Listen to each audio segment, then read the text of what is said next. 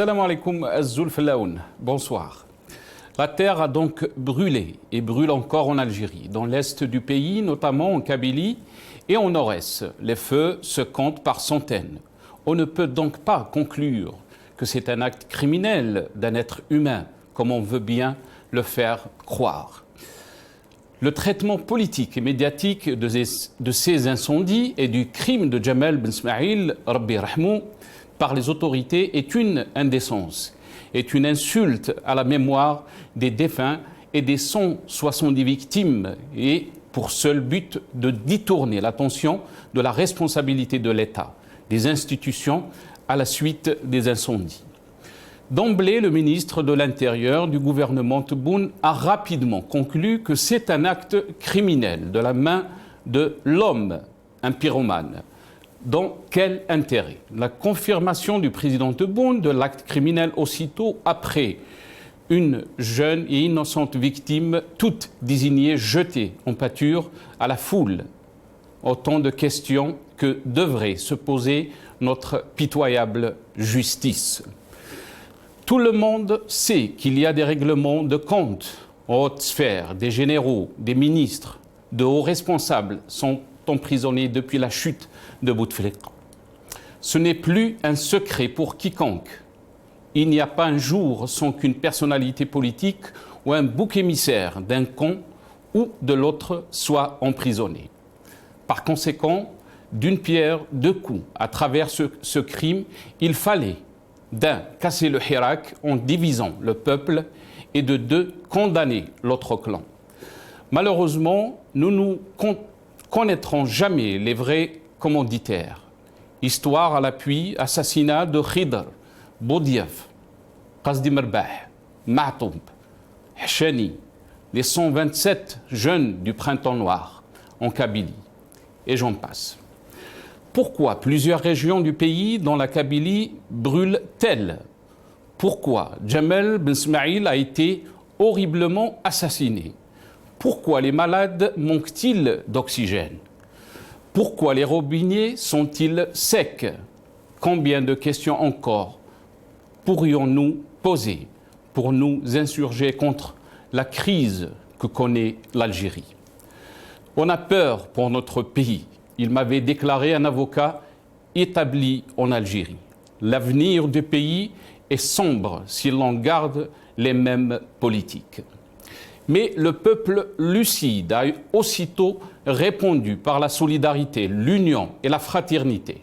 Les Algériens ont réinvesti leur territoire. Ils ont brisé le régionalisme, le tribalisme et le arochisme. Ils ont mis de côté leurs différences, leurs croyances, leurs appartenances idéologiques. Les Algériens sont en train de se prouver à eux-mêmes, à tous les autres, qu'ils sont capables de se prendre en charge. L'État rentier a vécu et avec lui la distribution des allocations pour louer la paix sociale. Pas loin de la rentrée sociale, la rentrée scolaire et sociale, la réalité sera amère pour le régime qui n'a plus les moyens de faire face à sa politique. L'enjeu sera la détermination du peuple à poursuivre sa révolution pacifique.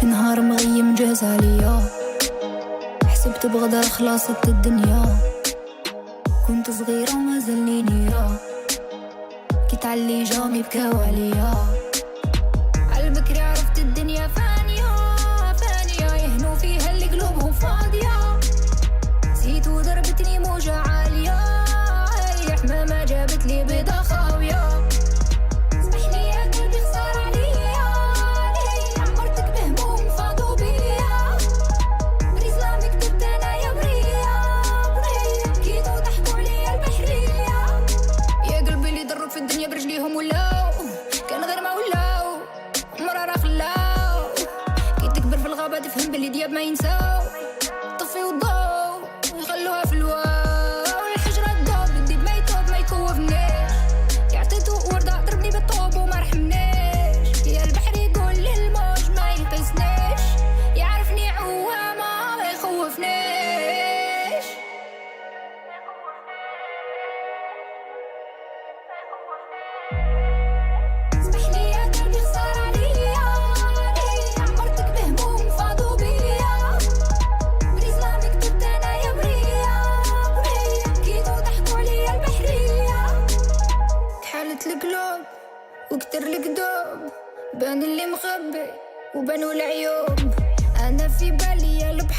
قصة قتلي. كنت صغيرة طقت الدنيا بصفعة خطفتني. كي وريت لها وش قلبي مخبي الويل وراتني. صحابي يجبدوا بيا الحصيرة مشاو خلاوني. مشاو خلاوني بريزلام خلاوني. حكيت همومي موج البحر وحدو اللي سمعني. بقيت على حالي نشكي للرب. Algérie face à un échec annoncé. Le régime joue la diversion. C'est le titre de notre émission pour ce soir. Et pour en parler, j'ai le plaisir d'accueillir dans cette émission notre ami Adel Djebbar, analyste politique depuis le Canada, qui sera avec nous via Skype. On aura aussi Abdou Sambar, journaliste Algérie Part, qui sera avec nous depuis Paris. Ramdan Hamlet, analyste politique, il sera avec nous depuis Alger.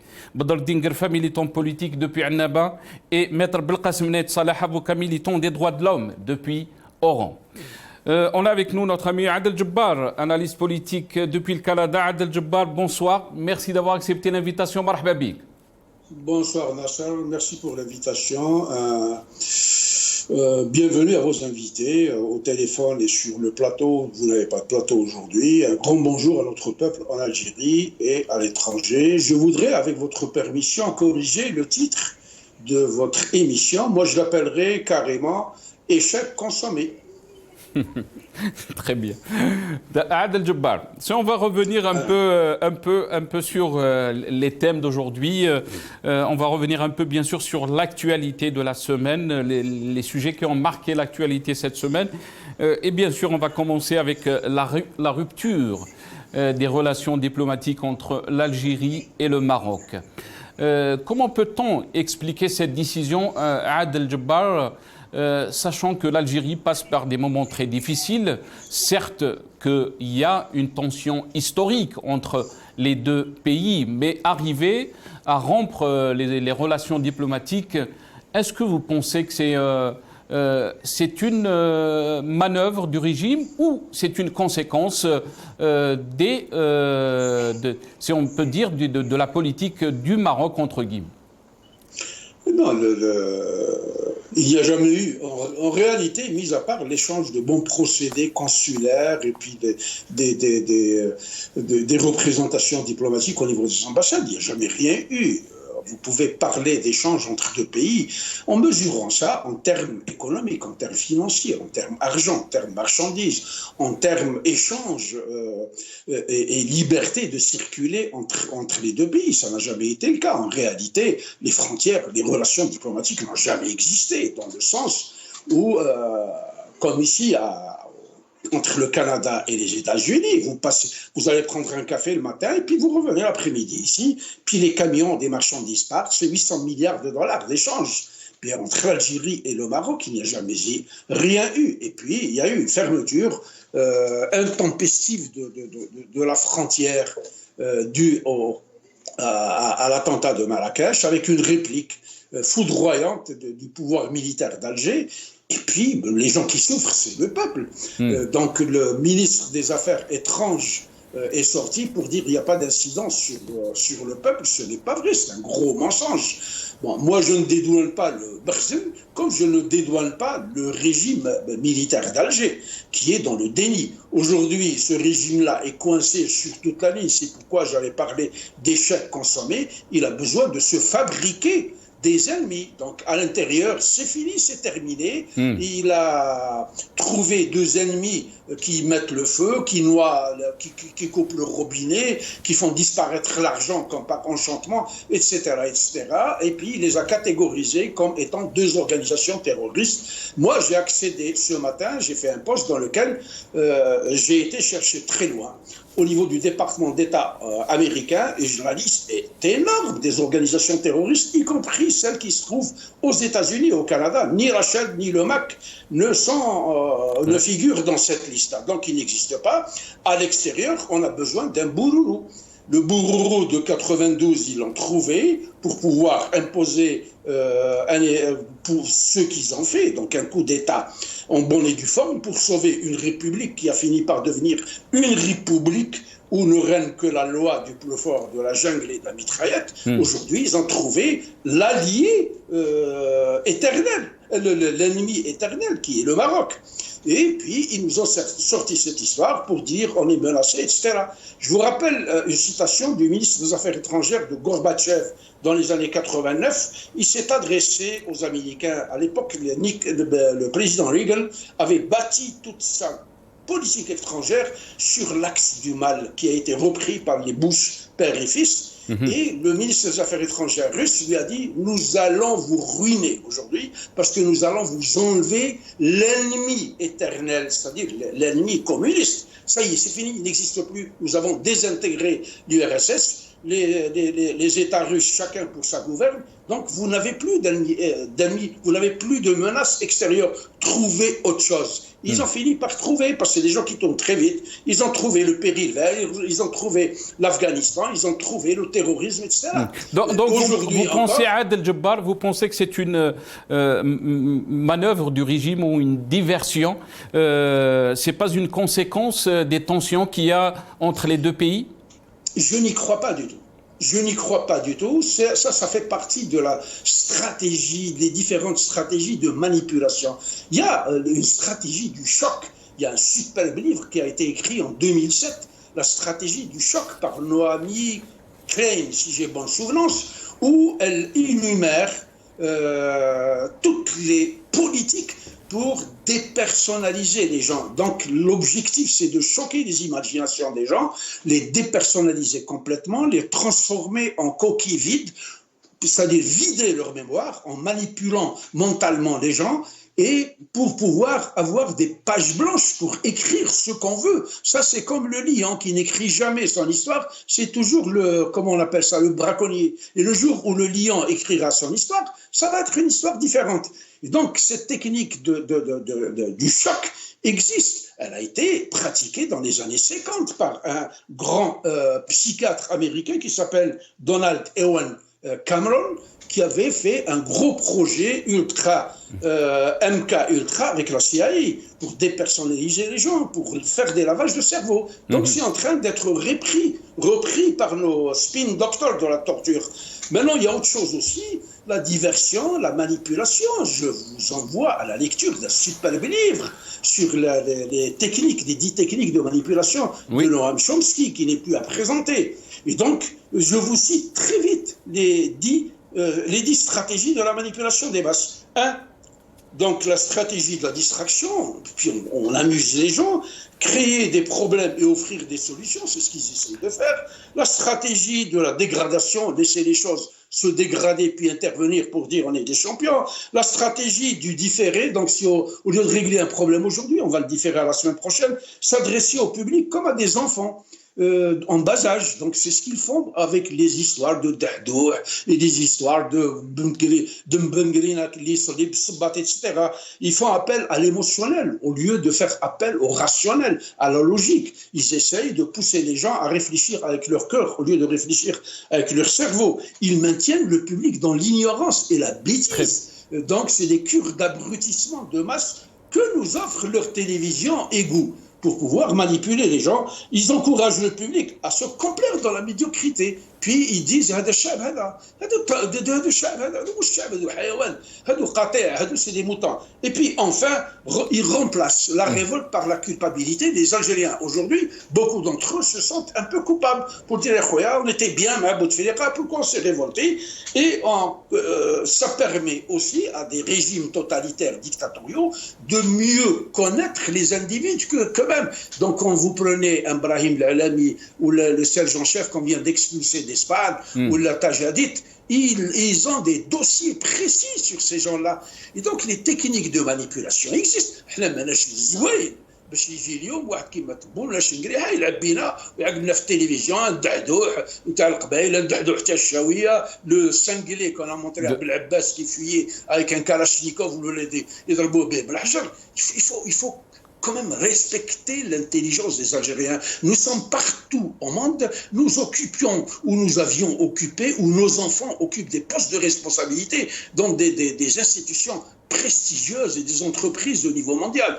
Qu'on on ne se fout pas de notre gueule pour nous prendre au moins, nous, à la diaspora, où nous avons la chance, la liberté de pouvoir dire ce que nous pensons. Il ne faut pas qu'ils se foutent de notre gueule. Maintenant, si on veut construire ce pays-là, il y a une force de frappe inimaginable. L'Algérie peut se développer pour devenir une puissance régionale.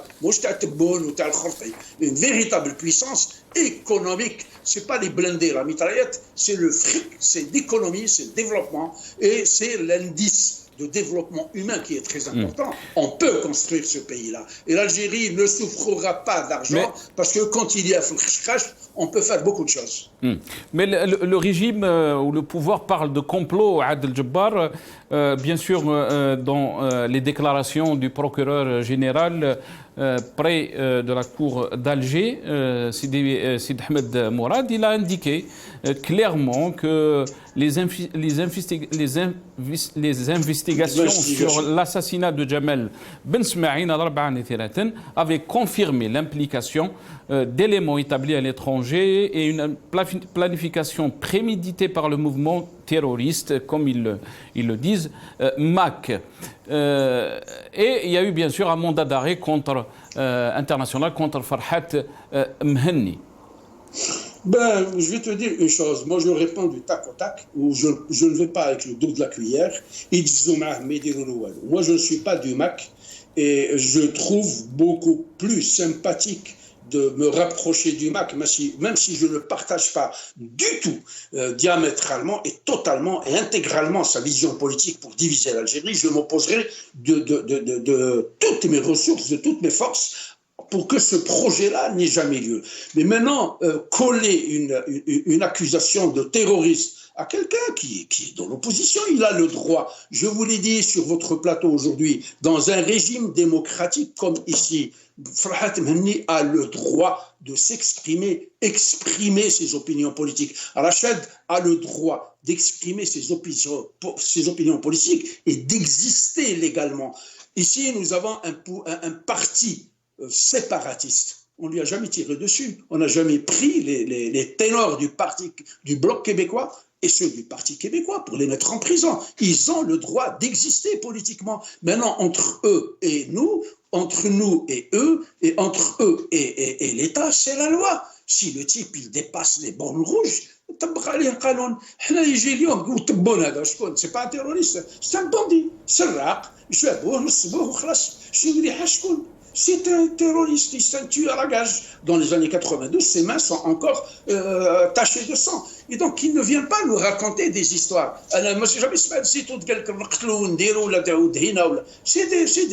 Ils ont le droit de s'exprimer. C'est des Algériens.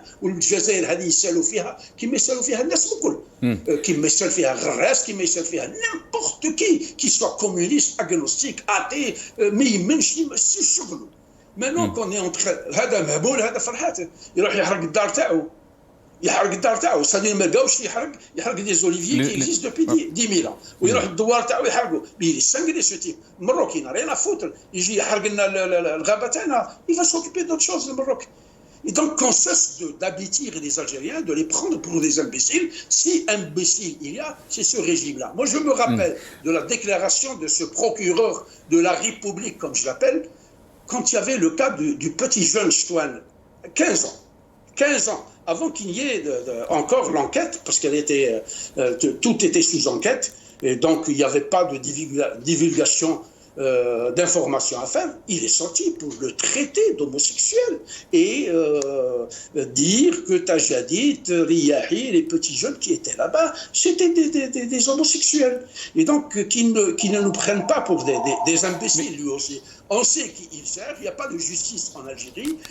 Mais pourquoi, Adel Jabbar, pourquoi le régime ou le pouvoir continue donc à utiliser les mêmes méthodes alors qu'on sait très bien que les Algériens, on a vu ce qui a été écrit surtout sur les réseaux sociaux, Adel Jabbar, les Algériens se moquaient vraiment de cette version du procureur général ou des autorités en Algérie par rapport donc à l'accusation du MAC et de Rachid.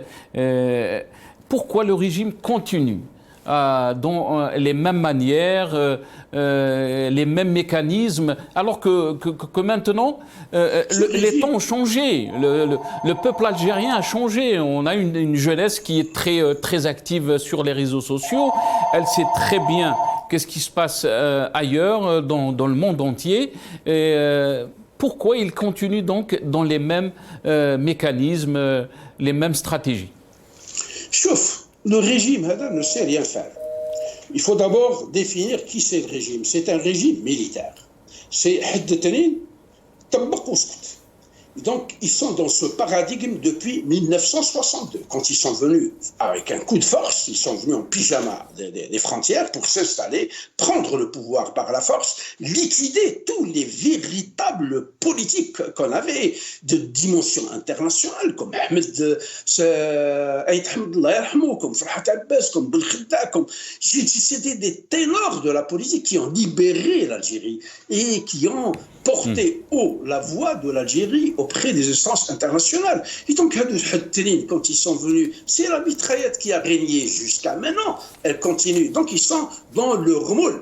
Pour moi, je l'ai tout le temps dit, c'est de véritables psychopathes. Je n'essaye pas de rentrer dans leur tête, j'en sortirai un psychopathe moi-même. Ils ne comprennent pas quand vous leur parlez. Maintenant, il y a un énorme décalage entre cette brocante, cette vieillerie sénile, inculte et incompétente, et la jeunesse qui constitue 75% de la population.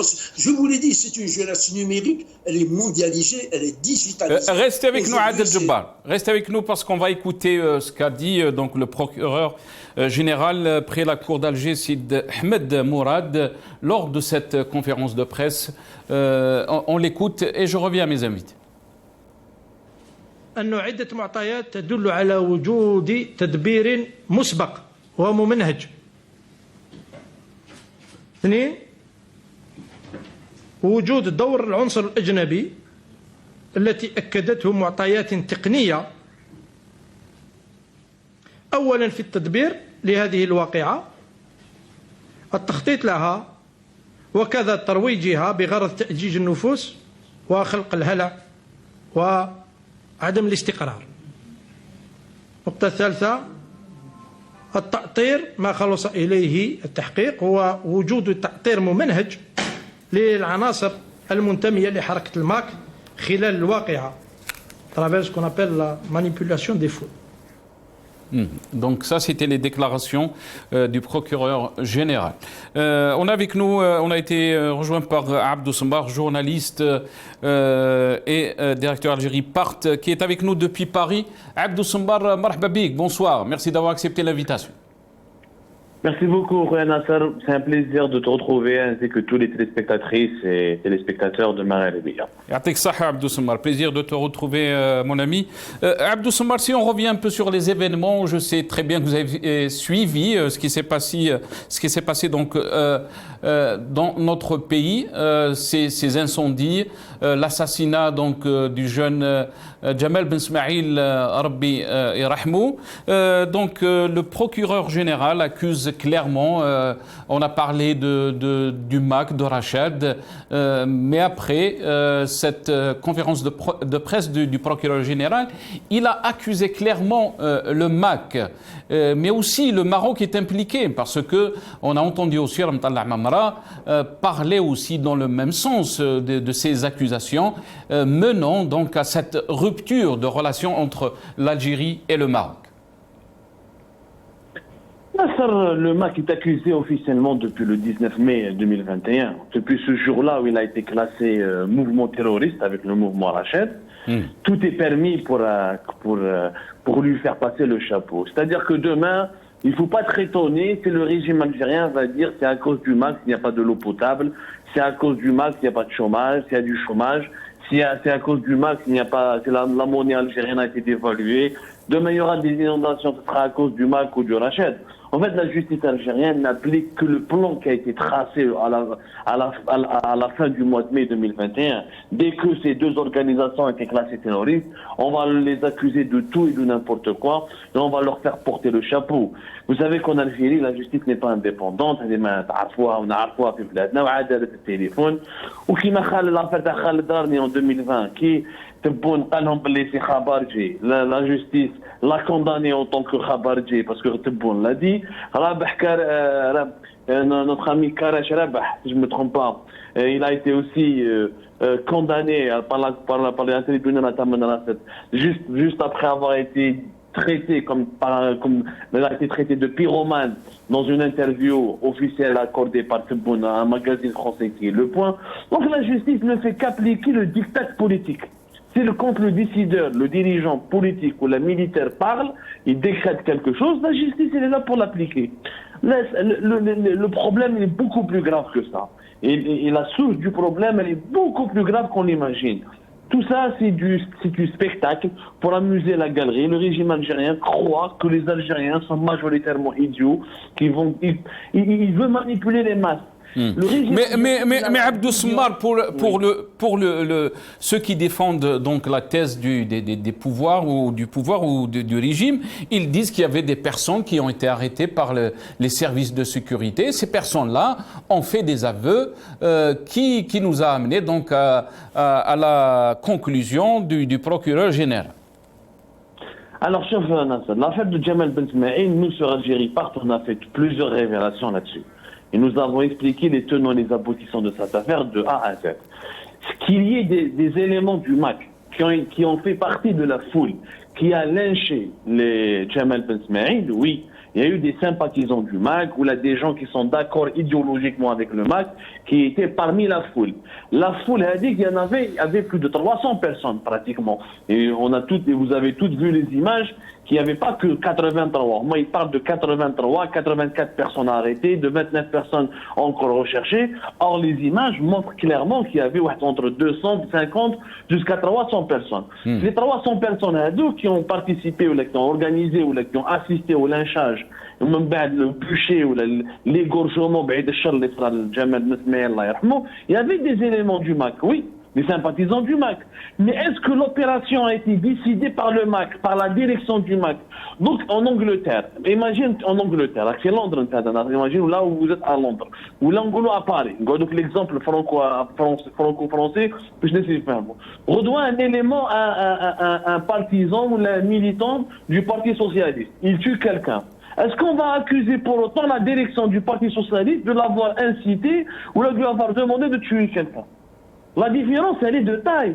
Non, on ne parle pas de l'implication de quelques éléments. On parle de l'implication du MAC en tant qu'organisation.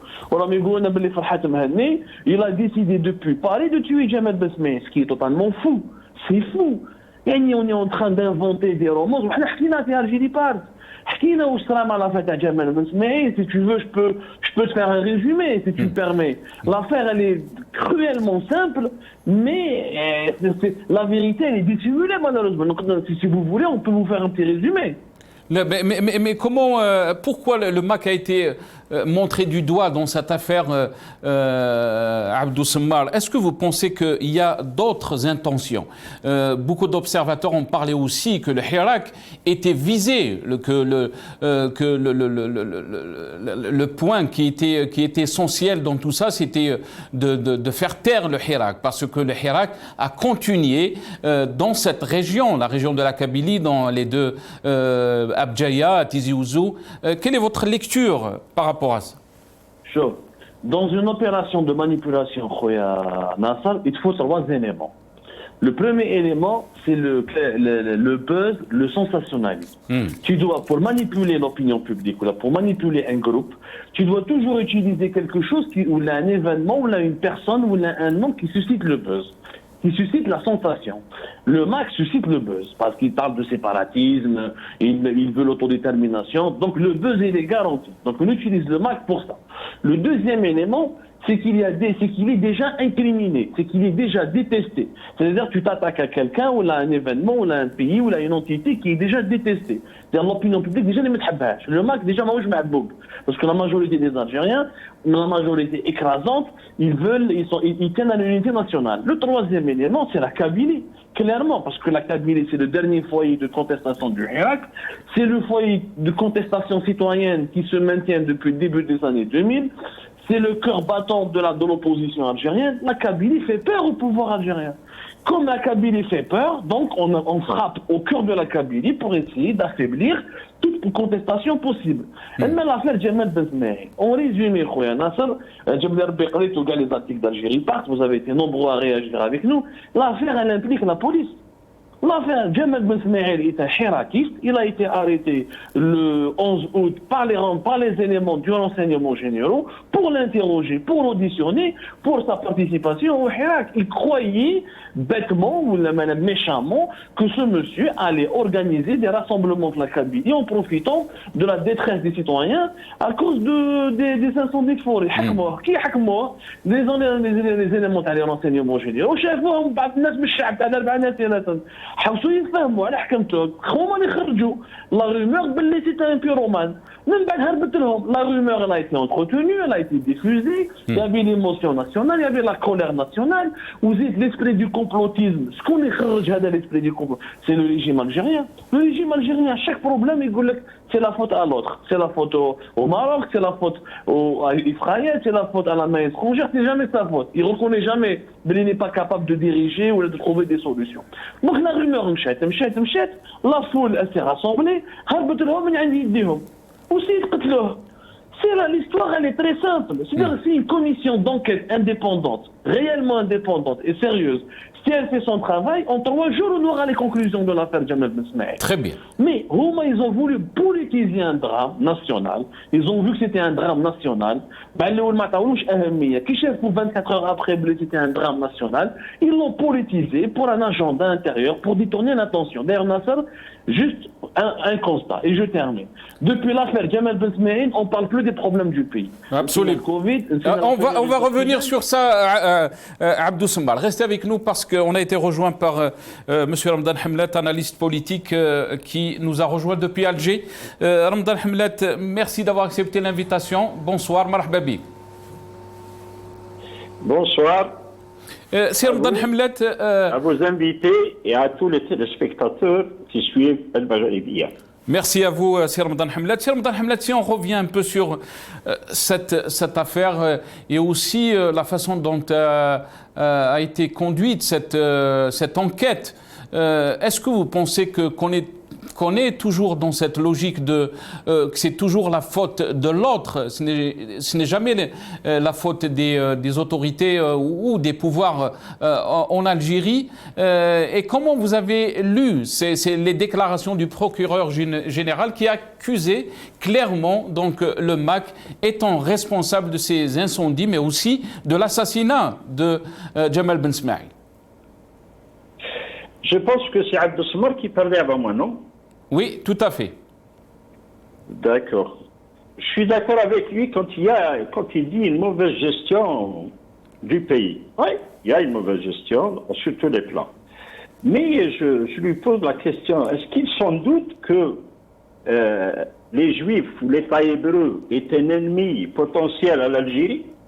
Est-ce qu'il a des doutes que le Maroc est un ennemi et qui a récidivé à plusieurs reprises par des agressions caractérisées contre l'Algérie? Est-ce qu'il doute qu'il y a des mains étrangères, et là je parle des lobbies juifs qui essayent de détruire l'Algérie de l'intérieur? Toutes ces questions-là, j'aimerais bien qu'il me réponde sur ces questions. Maintenant, concernant parce qu'il y a beaucoup d'activistes comme lui qui se mettent à côté d'Israël et du Maroc, je ne sais pour quelle raison. Est-ce qu'ils sont payés pour? Est-ce qu'ils deviennent mercenaires? Sir Ramadan Hamlet, là vous êtes en train d'accuser indirectement Abdou Sembal. Je suis obligé de lui donner la parole après. Continuez. Non, je termine d'abord. Allez-y, je vous en prie. تفضل سي رمضان. D'accord. Maintenant, au sujet des accusations qui ont été, je dirais, annoncées lors de la conférence de presse organisée par le procureur général du tribunal d'Alger, je pense que les accusés ont été auditionnés par un juge d'instruction et un PV a été établi. Et à partir de ces PV et des réponses des accusés, que le procureur général a accusé ouvertement deux associations qui sont classées pour le pouvoir algérien comme étant des organisations ou des associations terroristes. Donc ça, je n'ai pas à discuter quelque chose à laquelle je n'étais pas présent.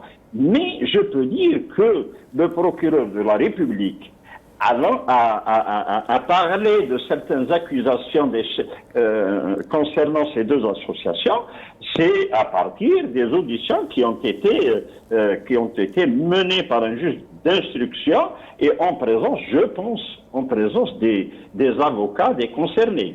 Donc, si ces accusés ont reconnu qu'ils font partie du MAC et qu'ils ont prémédité l'assassinat de Jamel Ben Smaïl, donc les faits sont là.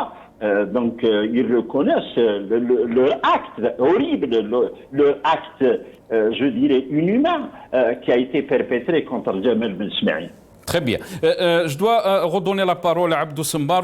Abdou Sembar, est-ce que vous voulez rebondir par rapport à ce qui a été dit par M. Ramadan Hamlad? Moi, j'ai beaucoup de respect pour M. Ramadan Hamlad. M. Ramadan Hamlad, il a l'âge de mon père, pour ne pas dire l'âge de mon grand-père. Je l'ai rencontré à Alger. تلاقينا كيف وعويش شربنا قهوة كيف عن الجنرال حشيشي où j'ai eu l'honneur de connaître cet officier de l'armée algérienne, très respectable et très vertueux. Je pense que le Kam Chafchoui a des valeurs d'un journaliste patriote ou un journaliste ou les familles, etc. Il ne m'aurait pas emmené lui-même chez le général Hachichi. Ou M. Ramadan Hamlad, quand il dit les plateaux, je lui rappelle, on a toujours eu des rapports très très amicaux. Donc je ne pense pas que M. Hamlad douterait de mon patriotisme ou la remettrait en cause mon bonne éducation ou là mon attachement à l'unité nationale du pays. C'est un point important. Je remercie M. Hamlad pour l'interpellation qu'il m'avait adressée. Je lui répondrai point par point. D'abord, on ne dit pas lobby juif, on dit un lobby sioniste. Quand on traite quelqu'un de juif, ça s'appelle du racisme. Parce qu'il y a eu des juifs qui étaient de l'antisémitisme et qui étaient des combattants de la cause de la libération nationale. Regarde. كاين ناس كانوا يهود وكانوا مجاهدين وعاونوا حرب التحرير وجابوا الاستقلال مع جدودنا وما تنساوش خويا ناصر نتوما راكو ان بلاطو في باري une telle intervention peut vous valoir une poursuite judiciaire, une suspension parce que quand on traite quelqu'un de juif, c'est de l'antisémitisme. L'antisémitisme, c'est un crime en Europe comme il devrait être un crime dans tous les pays du monde, comme l'islamophobie, comme le racisme. Donc on ne parle pas de lobby juif, il ne faut pas insulter les religions, on parle de lobby sioniste. Maintenant, bien sûr que l'Algérie, de par ses positions historiques, de par son attachement à l'indépendance, tout ça, elle dérange des lobbies. Heureusement qu'elle dérange des lobbies, ce qui prouve que c'est un pays qui compte. Tous les pays qui comptent sur la scène mondiale dérangent des lobbies. Et maintenant, est-ce que l'Algérie, vu sa gestion actuelle, notamment la crise iranienne depuis 2019, croyez vraiment que les enfants de l'Algérie font eux-mêmes plus de mal à leur propre pays que ces lobbies étrangers. Quand on a des institutions qui ne sont pas légitimes, quand on a une crise économique et financière, quand on a un problème, on n'arrive même pas à gérer l'eau potable, on n'arrive même pas à gérer une bouteille d'oxygène médical. C'est grave de continuer à croire que tout est de la faute du lobby étranger. Israël qui détient 400 têtes nucléaires et qui exporte les logiciels et le savoir-faire le plus sophistiqué du monde.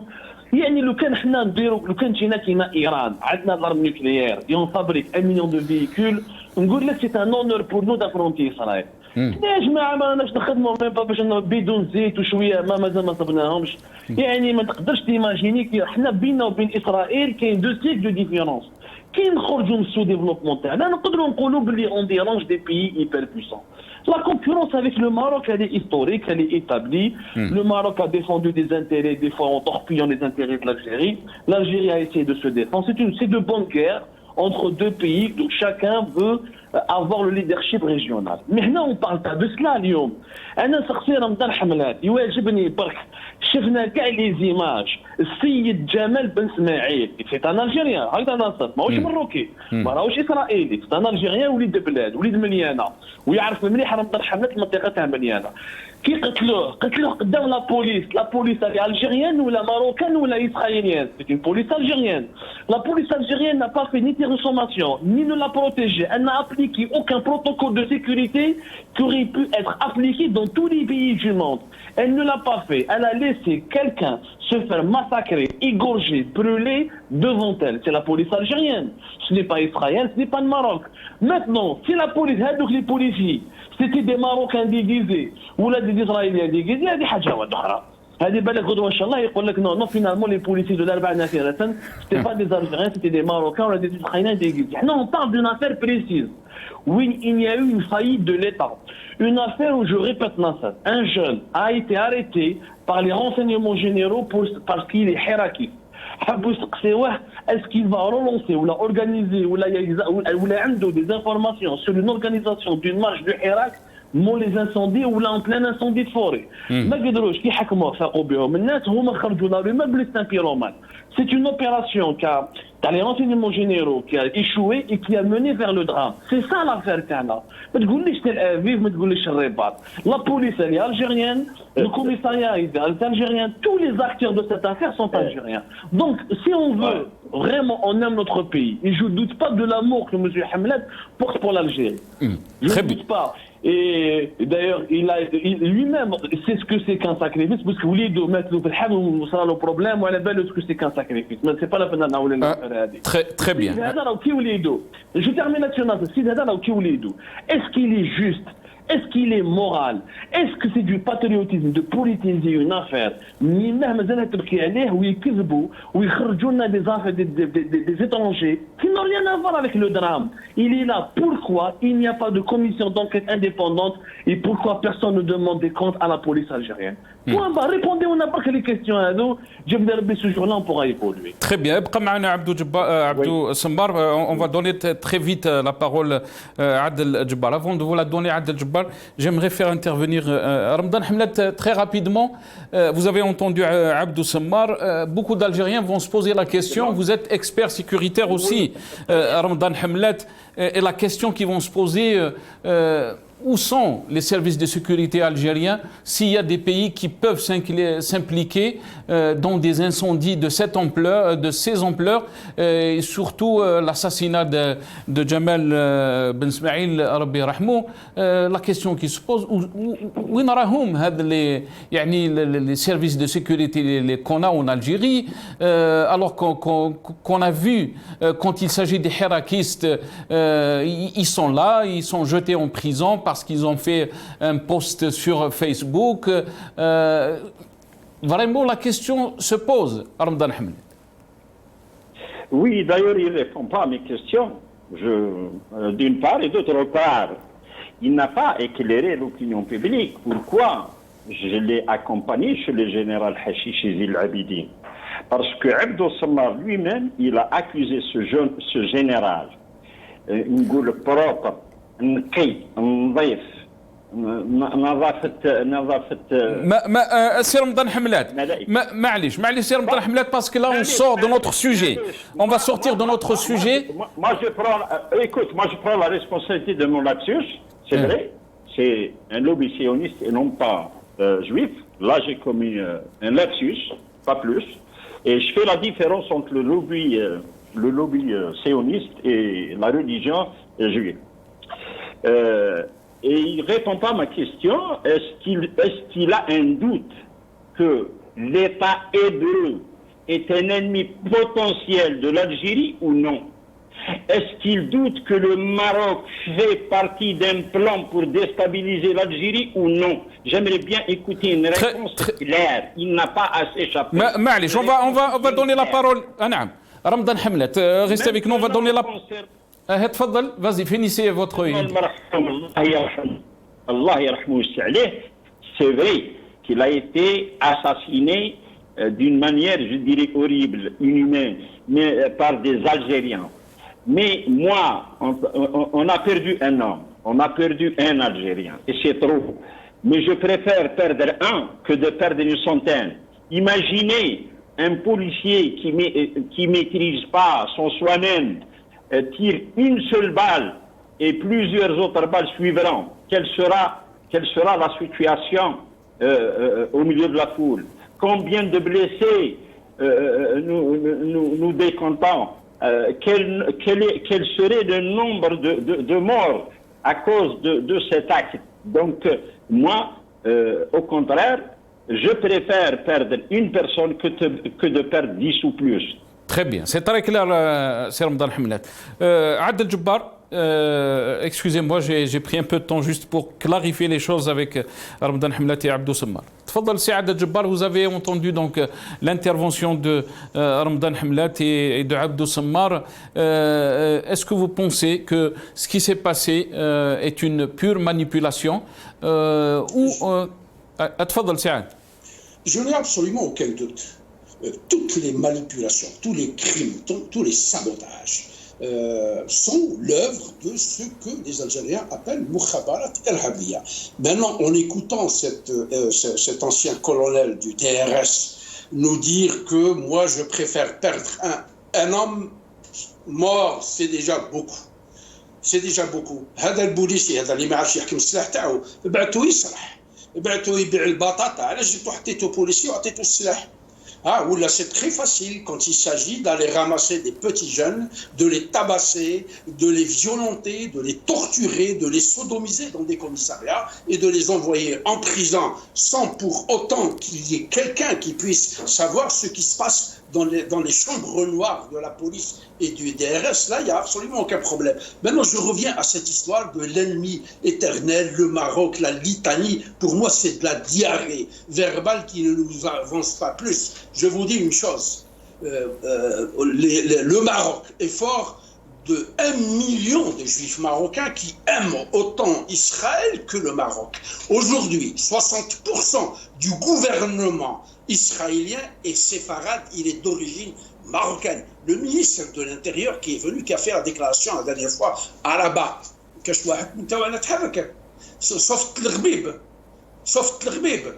Ce n'est pas les T-55 ou 65 et les S-400 dont on se gargarise et les Qabset Shumma que ne produit même pas cette armée-là qui pourront faire face à Israël. Je me souviens de Golda Meir en 71, quand Boumediene avait ouvert sa gueule, elle lui a dit « Vous n'êtes pas très loin ». Et moi, j'étais à Borj-Sedria en 84. À Borj-Sedria en 84 en Tunisie, quand les Israéliens sont venus raser le siège, le QG de l'OLP. Et donc, on ne se mesure pas à des géants. Israël n'a même pas besoin de lever le petit doigt. C'est le plus gros producteur, inventeur de tous les logiciels au monde. Haïfa est le cœur mondial de la production des technologies de pointe et de l'intelligence artificielle. Puis dites à Israël, 5 minutes, elle va vous neutraliser votre quincaillerie. Comme un avion qui va brouiller les télécommunications au large de la Méditerranée. Arrêtez de nous emmerder avec vos histoires. Vous n'êtes rien. Vous ne produisez même pas une cartouche. Vous ne produisez pas votre armement. Tous les armements, c'est les dépenses, les masques. Très bien. Restez avec nous, Adel Jabbar. Abqa Ma'ana Adel Jabbar. Abdou Semmar, vous avez soulevé donc ce que vous avez dit par rapport donc aux événements qui avaient avant ces incendies. On avait vécu bien sûr la crise d'oxygène. Il y avait des centaines d'Algériens qui mouraient par jour, mais aussi la crise d'eau.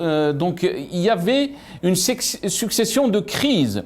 Est-ce que vous pensez que ce qui s'est passé en Kabylie avec ces incendies, on nous a éloignés un peu de parler de ces crises?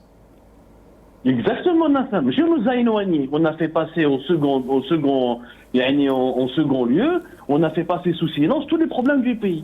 Elle a fait monsieur Hamlat. Parce que normalement, à son âge, mais normalement, plus on est âgé, plus on devient sage. La question, puisqu'il y a un complot d'Israël, oui, il y a eu des feux de forêt sur la Grèce. Il y a eu des feux de forêt sur la Turquie. En Turquie. Il y a eu des feux de forêt en France, au sud de la France. Il y a eu des feux de forêt aussi dans une partie du Maroc, dans une partie de la Tunisie. En Italie. Il y a eu des feux de forêt dans la majeure partie des pays méditerranéens. On est d'accord. La question, où est-ce qu'en Algérie, ils mettent 190, 180? Le bilan, d'ailleurs, le bilan officiel, est-ce que le gouvernement algérien a communiqué officiellement le nombre des morts? Il a fait une commission d'indemnisation des victimes. Mais combien de victimes on a? Les victimes, des sources locales, on va sortir l'information tout à l'heure, nous sommes arrivés à plus de 190 morts. Pourquoi en Grèce, mettent 3, en Turquie mettent 7, et en Algérie mettent 190? En Algérie, il y a eu 50 fois plus de morts, voire 60 fois plus de morts en Grèce qu'en Turquie. وعلاش السؤال يبقى مطروح هل باسكو الصهاينه جاو قتلونا 190 واحد دونك لا تركي سي الصهاينه دونك لا غريس سي الصهاينه ولا لا غريس سي لي ماروكان هما اللي حربوها الناس لازم نرفعوا المستوى. Quand j'entends des petits jeunes faire du complotisme parce que leur niveau d'instruction il est faible, je peux le comprendre, mais venant de personnes âgées qu'il leur reste quelques unités avant de rejoindre le Créateur et le delà, en espérant pour eux qu'ils iront au paradis. On ne peut pas raconter n'importe quoi. Alors oui, وعلاش فهمونا برك على في بلادنا ماتوا 190. هذه l'armée, grande institution qu'on a sacralisée. Monsieur Hamlet était colonel. On envoie des militaires éteindre le feu à main nue. Quelle armée du monde envoie des militaires éteindre des flammes à main nue avec des kalachnikovs? Quelle armée du monde a envoyé éteindre des incendies avec des kalachnikovs? Quelle est la relation? والله الجنرال باش يخمم هذا الجنرال اللي بعث دي سولدا روحوا طفوا النار بلي كالاشنيكوف. علاش في المروك l'armée marocaine ne l'a pas? علاش la Grèce, la Turquie n'a pas fait les mêmes conneries qu'en Algérie? Donc c'est une question fondamentale auxquelles personne ne veut répondre. هذا زوج يقول لك راشد، هذا زوج يقول لك لو ماك، هذا زوج يقول لك لو ماروك، هذا زوج يقول لك اسرائيل. وعلاش؟ باسكو لاكتويل ريجيم ما يقدرش يسير بلديه ماشي دوله، والله بلديه ما يقدر يسير. عبدو السمار خلي d'incompétent. On va essayer de donner la parole à Ramadan, monsieur Ramadan Hamlet. Bien sûr, vous avez entendu ces questions, monsieur Ramadan Hamlet, c'est toujours la faute de l'autre, c'est toujours les théories du complot. Est-ce que vous pensez que le régime doit assumer aussi son échec? Les Algériens ne croient plus aux thèses avancées par le régime. Il y a une rupture de confiance entre le peuple et le régime. Est-ce que vous pensez que c'est le moment de dire que nous aussi on est responsable de la façon de gérer notre pays? De un, j'ai une chose à éclairer et définitivement. À chaque fois, je lis des commentaires disant que je suis du DRS. Je n'ai jamais été à la DRS. Moi, colonel Hamlet Ramban, j'ai fait toute ma carrière au sein des unités opérationnelles. Je appartiens à l'armée de terre. Je n'appartiens pas au service secret. Point barre. Et tout le monde connaît Hamlet, et tout le monde, il y a beaucoup de jeunes qui ont passé leur service national chez moi quand j'étais au sein des unités opérationnelles dans le sud surtout. Donc ils me connaissent que je suis un terrien, que je suis un opérationnel et non pas un officier de renseignement. Bon, maintenant, sauf parfois, Abdou Sammar, il compare, on dirait qu'il ne connaît pas la Kabylie. On dirait qu'il ne connaît pas les Beshrat la Kabylie. Les reliefs sont très difficiles. Les Kabyles habitent des endroits entourés de forêts. Wahda. Deuxièmement, il y avait 70 ou 72 foyers de feu en même temps. Au Maroc, il y avait un seul foyer de feu. Il y avait 3 morts. En Kabylie, les incendies ont commencé de nuit. Donc les gens ont été pris quoi. Donc c'est ce qui démontre le nombre très important de morts à cause de ces incendies. Non, mais il y a autre chose, c'est Ramadan Hamza. Attends, laissez-moi terminer. Pourquoi vous ne dérangez pas les autres? Il n'y a que moi que... Non, je ne vous dérange pas, c'est Ramadan Hamza. C'est juste pour clarifier ce que vous êtes en train de dire. Tfadal, c'est Ramadan. S'il te plaît, laissez-moi terminer, on va clarifier à la roue. D'ailleurs, j'allais dire quoi? Donc, je dis que la Kabylie, les reliefs sont difficiles. Pénétrer avec des véhicules de lutte anti-incendie, c'est très difficile. C'est pratiquement impraticable. Deuxièmement, les habitants de la Kabylie sont entourés de forêts. Et il y avait plusieurs foyers en même temps. En Kabylie, dans la wilaya de Tizi Ouzou, il y avait 26 foyers en même temps. Donc, comment voulez-vous échapper à la mort? Comment voulez-vous que ces habitants qui sont dans les forêts, je dis bien dans les forêts, et toi, Nasser, tu connais bien la Kabylie, tu connais bien ton devoir, tu connais bien que vous êtes bien entouré de montagnes et de forêts. Donc, on ne compare pas l'incomparable. Un seul foyer de feu au Maroc, et il est survenu juste après les incendies en Algérie, c'était pour dire, je ne sais pas, c'était un message, pas plus. Pourquoi ne pas dire, Ramadan Hamad, pourquoi ne pas dire c'est de l'incompétence? L'Algérie n'a pas un Canadair, n'a pas un bombardier, la Grèce, on n'a pas réagi, on a laissé le peuple face à lui-même, face à ces incendies. Nasser, tu connais bien ma position vis-à-vis du pouvoir. Moi, quand je défends l'Algérie, je défends personne. Quand je défends l'Algérie quand il faut la défendre. Maintenant, concernant la gestion de ce pays, est une gestion anarchique. Et ça date pas d'hier ni d'aujourd'hui, mais ça date de très longtemps. Avec les 1500 milliards de dollars, Bouteflika pouvait acheter 100 Canadaires, 200 Canadaires, 1000 Canadaires. Il l'a pas fait. Ils ont fait que voler l'argent du peuple. Ça, c'est une vérité. Et la gestion du pays, elle est d'une manière anarchique. L'incompétence, elle est partout. Je l'ai dit à plusieurs reprises sur votre chaîne. Et je n'ai pas peur de le dire et je le dirai s'il le faut. Là, on est tous les Algériens, sans exception, on est d'accord sur ce point, que l'Algérie, elle est mal gérée. Que ce soit en politique, en économie, en question sociétale, et ainsi de suite. Donc ça, personne n'est contre ça. Personne ne peut dire le contraire. Mais on continue à la gérer de la même façon, c'est Ramadan Hamlet. On continue à nier, comme quoi il y a de l'incompétence.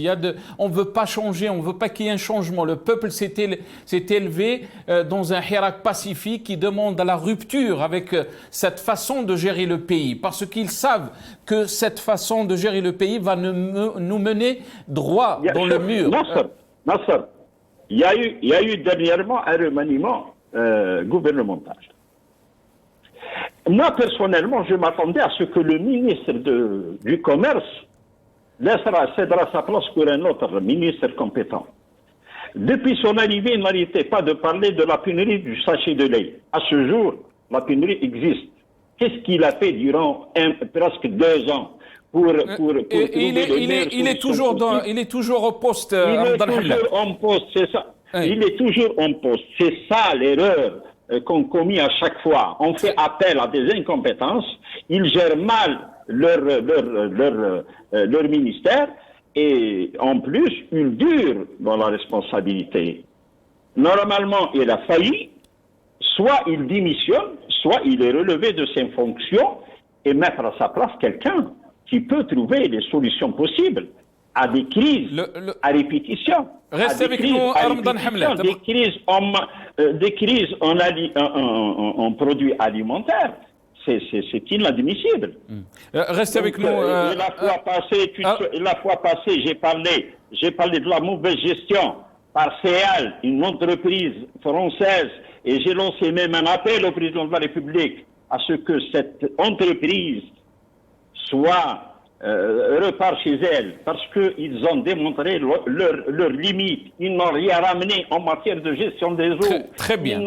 Ils n'ont pas développé. Restez avec nous, Ramadan Hamlat. Restez. معلش, on va laisser les autres invités intervenir. Ramadan Hamlat, Adel Jabbar, face à la situation que vit notre pays, bien sûr, le peuple est très inquiet de cette situation, mais aussi on est à la porte d'une rentrée scolaire, une rentrée sociale, et le régime n'a pas les moyens pour faire face à ces crises. Est-ce que vous pensez que le Hirak, il sera de retour ou les marches vont reprendre face, bien sûr, à cette situation chrysogène? C'est la toxicité par définition, c'est le poison. C'est le poison de l'Algérie. Aujourd'hui, M. Hamlet, je l'ai entendu, il est en train de nous proposer des solutions parcellaires. C'est avec l'exportateur, qui n'est pas bon. C'est avec l'automobile, des charges. Qu'est-ce qui a changé? Vous allez au paradis, vous allez ramener des prophètes. Ils ne réussiront pas tant que le dessus de la cocotte minute fait casquette. Et donc, s'il y a un changement, et les Algériens ne se sentent pas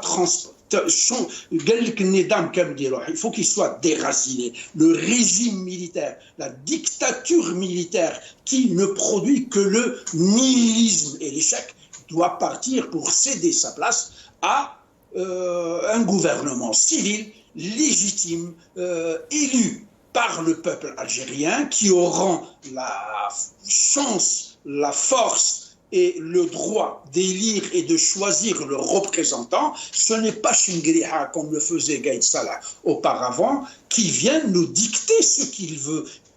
Il veut faire la guerre. Les guerres dans des pays respectables ne sont pas décidées par les militaires. Il faudrait qu'ils consultent le peuple, il faudrait qu'ils consultent l'Assemblée nationale ou les représentants du peuple.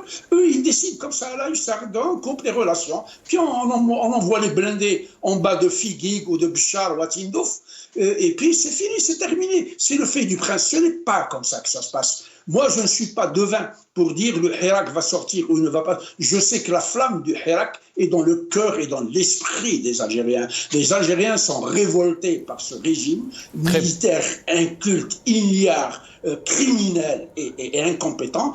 Ils veulent en finir définitivement. Les jeunes d'aujourd'hui, qui constituent 75% de la population, ne réfléchissent pas comme ces vieux godasses. Moi, j'ai fait un poste la dernière fois. Le garde la garde républicaine, l'ancien SG du ministère de la Défense, et Chingriha, c'est 320 ans d'âge. Vous imaginez ce que c'est?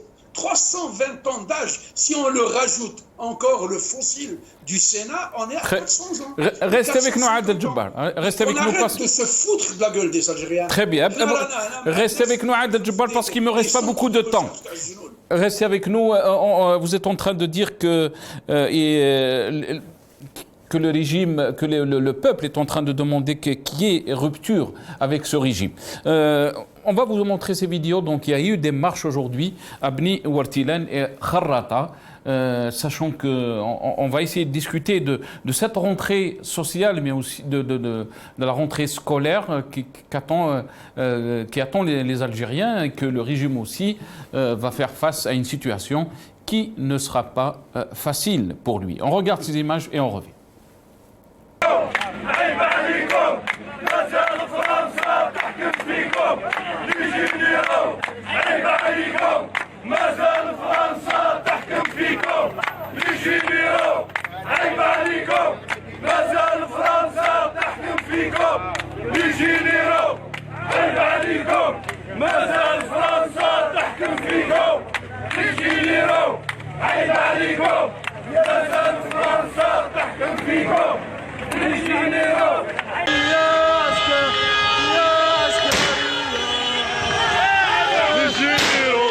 يا الخونة والله ما انا حسيت جيتوا البلاد صواليمات وكلكم رب العالي لي جينيرو يا الخونة والله ما انا حسيت جيتوا البلاد صواليمات وكلكم رب العالي.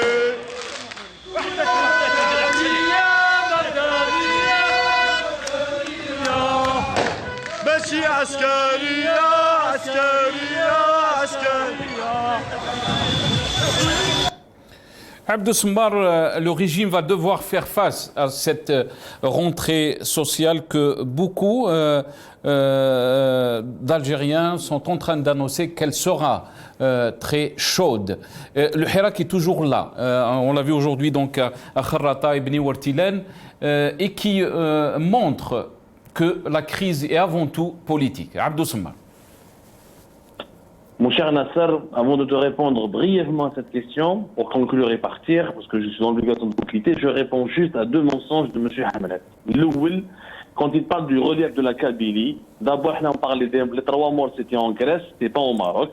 Et en Grèce, ils ont le même relief, c'est un pays méditerranéen. On a appelé l'île de EB, que M. Hamlet et des autres militaires algériens peuvent consulter sur Internet. Elle a le même relief que la Kabylie. Le nord de cette île, elle a été totalement ravagée. Plus de 300 000 habitants sur l'île de Eubi. Il y a l'équivalent de la population dans la ville de Tizi Ouzou. Il n'y a pas eu un seul mort parce que l'armée grecque, elle a évacué plus de 60 villages. Les Grecs, qui mettent l'Italie, qui mettent l'Espagne, ils ont des villages qui mettent isolés, des reliefs, etc. Sauf que là-bas, l'armée, elle les a évacués.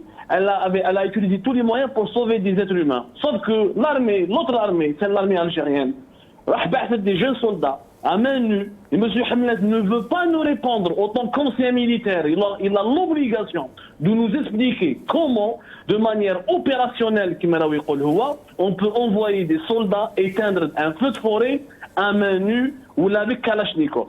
Une académie militaire, il faut envoyer des soldats avec des Kalachnikov. Et je peux donner des milliers d'exemples sur la Turquie, l'Italie, ou la Turquie, la Grèce, où il y a beaucoup de villages ont été encerclés, mais les armées turques et grecques ont sauvé des êtres humains. En Algérie, c'est la population qui est partie au secours de l'armée. Ce n'est pas le contraire. هذه النقطة مهمة باش ما نقعدوش نكذبوا باش نثقفوا شوية الناس نقولوا لهم روحوا شوفوا واش صراو في الدول الأخرى تفهموا les complots du régime algérien n'ont aucun sens.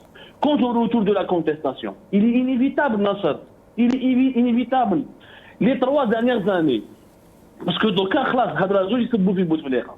حبينا ولكن أنا في وقت بوتفليقة l'Algérie était meilleure 1000 ans par rapport à cette nouvelle Algérie. Puis au il n'y avait pas autant de détenus d'opinion, il n'y avait pas autant de problèmes financiers, pas autant de problèmes de mauvaise gestion. Depuis 2019, de 2019 à 2021, ce que nous n'avons pas vu, y compris la décennie noire. Il y a des quartiers في Alger centre يعني في العاشور وكذا ولا ما نباليش انا زيرالدا plein capital de l'eau courante une fois par semaine. Ça c'est la marque des pays les plus pauvres du monde. Les problèmes qui font s'aggraver, le chômage, la détresse, les entreprises le nom. Regardez les chiffres des Miatohom, ils essaient de les manipuler. Plus de 700 000 employeurs qui ne peuvent plus payer les cotisations sociales. L'explosion, elle est quasi certaine. La contestation sera pacifique. Et cette fois-ci, elle sera structurée. Et elle sera sérieuse, avec des grèves, avec des techniques de grève, avec des actions sérieuses. Avec un véritable mouvement d'opposition qui se construit pour proposer une alternative et sortir notre pays, parce qu'on risque de sortir notre pays de l'une des pires crises. La crise à partir de 2022 sera pire que celle des années de la décennie noire. On sera pratiquement 46 millions d'habitants avec un pays exempt financièrement. Il y a pratiquement en faillite. Rabbi يجيب الخير. ربي يجيب واش داروا هذو لا نوفو واش داروا هذو لي ديريجون في 3 سنين سي بير واش دار بوتفليقه في 20 سنه et c'est pire واش داروا les anciens dirigeants في 30 سنه. Et je pèse mes mots et rendez-vous inchallah في 2022 quand on fera le bilan. Beaucoup d'entre vous me diront Abdou, tu avais raison. Voilà, c'est que le pays est en train de s'effondrer. Quand je le dis bien, il est en train de s'effondrer. Dans la crise sanitaire, il n'y a pas un lit.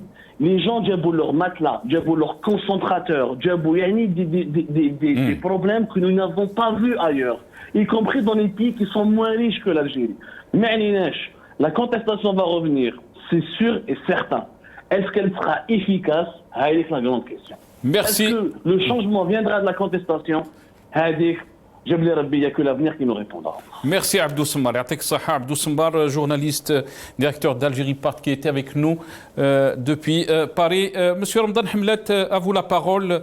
Le pays est en train de s'effondrer, a dit Abdou Semmar, mais aussi il a dit que l'explosion est quasi certaine. Sachons ce que les Algériens sont en train de subir comme difficultés sociales, économiques. Quelle est votre analyse par rapport à ça, Ramadan Hamlet? D'abord, il m'a traité de menteur. Moi, je n'ai jamais menti. Et à cause de mon franc-parler, j'ai eu beaucoup de problèmes. Ce n'est pas la peine de s'étaler sur ce sujet. S'il y a bien un menteur, M. Abdou, c'est bien toi. Et j'ai beaucoup de choses sur toi. Alors, regarde tranquille. Deuxièmement, ma tchafch à Dzaïr. Ma tchafch, elle s'effondrera jamais. À travers l'histoire, 600 ans avant Jésus-Christ,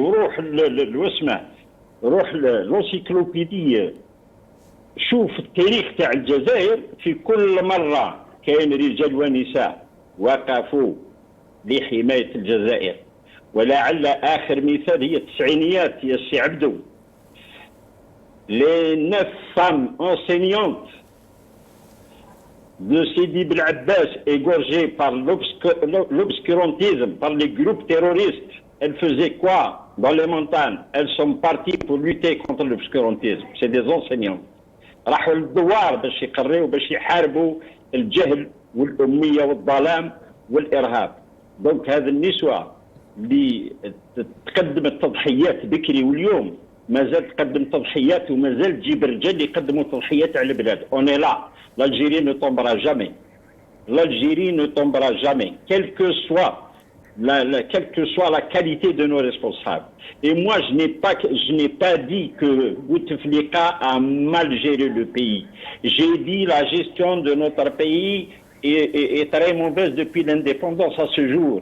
J'ai dit avec 1500 milliards de dollars, Bouteflika pouvait acheter 100, 200, 1000 Canadaires. C'est tout ce que j'ai dit. J'ai pas dit que Bouteflika était meilleur par rapport à Tebboune ou la Tebboune meilleur par rapport à Bouteflika. Je n'aime pas faire la comparaison entre deux présidents. Pour moi, la gestion est la même depuis 62 à ce jour. Il n'y a rien de spécial entre la gestion de celle des années 80 et celle d'aujourd'hui. Moi, je suis comme ça. Ramadan Hamlet, est-ce que vous pensez que cette gestion est en train de mener le pays vers le mur? Le pays n'ira jamais dans le mur. Il y a toujours des Algériens qui sauveront l'Algérie au moment opportun. Il y a toujours des Algériens capables de sauver le pays au moment opportun. Alors, pas de crainte. L'Algérie ne tombera jamais et ne rentrera jamais dans le mur comme ils le croient certains à l'image de Abdou Semmar. Abdou Semmar qui ne veut pas le dire ouvertement que l'État sioniste est un ennemi potentiel de l'Algérie, ça donne des doutes. Je ne pense pas, Sir Ramadan Hamlet, que Abdou Semmar il a donné son analyse, il a droit à son analyse personnelle et je pense que vous avez eu le droit aussi. Mais quelques analyses qui ne sont pas honnêtes, moi je ne crois pas. Il faut être direct. Soit on est amis, en tous les cas, Sir Ramadan Hamlet, on vous a invité, on a invité aussi les autres invités pour essayer d'éclairer l'opinion publique algérienne. La chaîne essaye d'élever le débat, essaye bien sûr qu'il y ait un respect dans toutes ces émissions de débat, malgré des avis qui peuvent...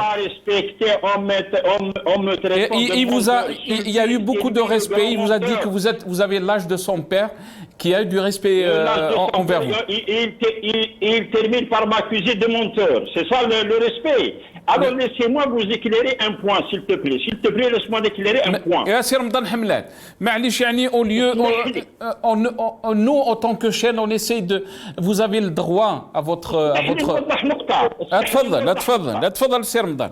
شوف كي يقول انا ديتو باش يسمع العام يفهم كي يقول انا ديتو عند الجنرال حشيشي. علاش ديتو عند الجنرال حشيشي؟ باسكو اتهموا باش يستفزوا باش يخلص. يا سي رمضان حملات يا سي رمضان حملات سينو ما زدتش نشارك معاكم. خليني نكمل سينو ما زدتش نشارك معاكم. لا c'est des affaires qui ne concernent pas la chaîne سي رمضان حملات. Je ne pense pas que l'objectif est de ما كانش يهضرها ما كانش لازم يقولها ما كانش لازم يقول ديتو عند جنرال حشيشي. مادام قالها خليني نوضحها علاش ديتو. باسكو تهم راجل شريف ونظيف وحب يستفزه فهمتني ولكن كنت له بالمرصاد. C'est Ramadan Hamlet. On est en train de parler de l'Algérie. Vous avez dit que ce qui importe pour moi, c'est l'Algérie. Et je pense, quand on vous a invité, c'est de parler des problèmes de l'Algérie. Pas des problèmes qui concernent la vie personnelle des invités Est-ce que c'est moi qui a parlé de Chichi? C'est bien lui. Très bien. Est-ce que vous avez quelque chose à rajouter, Sir Ramadan Hamlet, avant de donner la parole à Adel Jabbar? Bien sûr, en tant que chaîne, on essaie de donner toujours on essaie de donner la parole à tous les Algériens, quel que soit leur avis sur la vie politique ou la vie sociale ou économique de notre pays.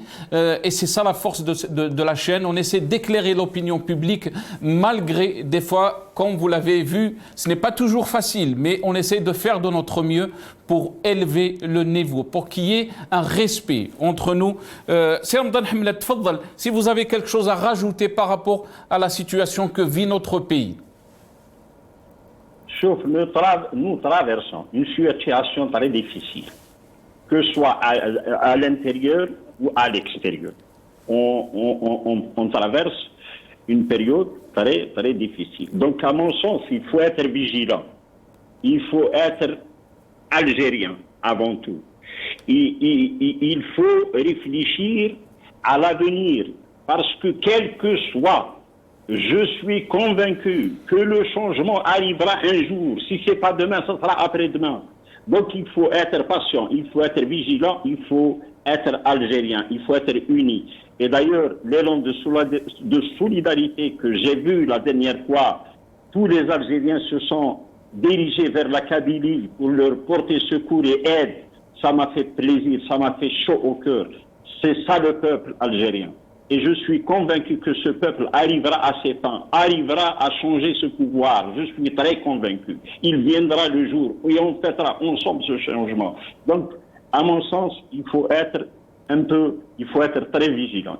Parce que la situation n'est pas facile du tout à gérer sur le plan sécuritaire, sur le plan économique et sur le plan social. Donc, il faut être vigilant, il faut être patient. Voilà. Yatik Saha, Sir Ramadan Hamlet, Barakallahu Fik, merci pour votre temps. On aimerait aussi vous retrouver dans d'autres émissions. Merci à vous. Le dernier mot de la fin, le mot de la fin, Adel Jabbar, il faut être vigilant. L'Algérie traverse une période très difficile, mais aussi impatient parce que le changement arrivera. Qu'est-ce que vous en pensez, Adel Jabbar? Le changement avec les R4 des années 50. C'est-à-dire avec la ferraille qui est là depuis les années 62. Moi, je n'aime pas ce discours-là, il me fatigue. Et puis, se positionner comme étant dans des positions paternalistes. Il agit pratiquement en tant que propriétaire, administrateur. C'est Adel Jabbar, c'est son avis, son analyse. Laissez-moi terminer. Et là, je ne lui rentre pas dedans. Je vous donne une autre version d'un citoyen algérien. Je vous cite l'exemple d'un général qui est parti en retraite. Un général تاع 5 étoiles واش الخرده اللي مربي بكرشو تاع الفيلم وعنده le derrière نتاعو qui rentre dans 4 fauteuils et qui s'accroche des médailles يقول كان général. هذا سي monsieur comme j'ai oublié son nom parce qu'il n'est pas important pour moi, il parlait d'un général propre. Combien de généraux بنديه راهم في الحبس, combien de généraux بنديات راهم في الخارج. Pourquoi il ne parle pas de ces mais aussi combien de généraux à Adel Jabbar qui ont été victimes de ce système. pour vous dire, les Algériens ne sont pas bêtes. Nous savons que le drame algérien, c'est l'Askar. Un militaire général ou colonel, quand il rend son uniforme, il doit rendre sa langue avec. Ici, il n'y a pas un général qui sort pour nous emmerder. S'il sort pour nous emmerder, il doit être civil et il doit aller constituer un parti politique pour se défendre. Je recommande à M. Hamlet de lire ça, parce qu'il est en plein dedans. C'est un peuplocrate. Là, il est en train de féliciter la solidarité d'un peuple. A-t-on vu cette armée nationale populaire venir au secours des Algériens qui brûlaient Tkedboul, le dingue, il disait la dernière fois à son chef d'état-major, allez, ramenez-moi 4 Canadair, c'est-à-dire, non, j'ai bien 6. Vous savez ce que c'est Canadair, pas les Canadair, les B-200 russes. Moi, j'ai écouté des experts, ça prend 7 ans pour pouvoir avoir ces avions. Pour Tkedboul, le marchand de Zlabia, les B-200 russes, merci. Ils me fatiguent, ces gens. Honnêtement, ils me fatiguent et je ne veux pas les rencontrer, les subir. On les a subis pendant 60 ans. Il faut qu'ils se cachent, qu'ils ferment leur gueule et qu'ils laissent ce peuple et cette jeunesse construire ce pays-là. Merci. La civilisation des garages. Ils nous ont mis dans la civilisation des grottes. Ils nous prennent pour des imbéciles. Merci à vous, Adel Djebbar. Merci.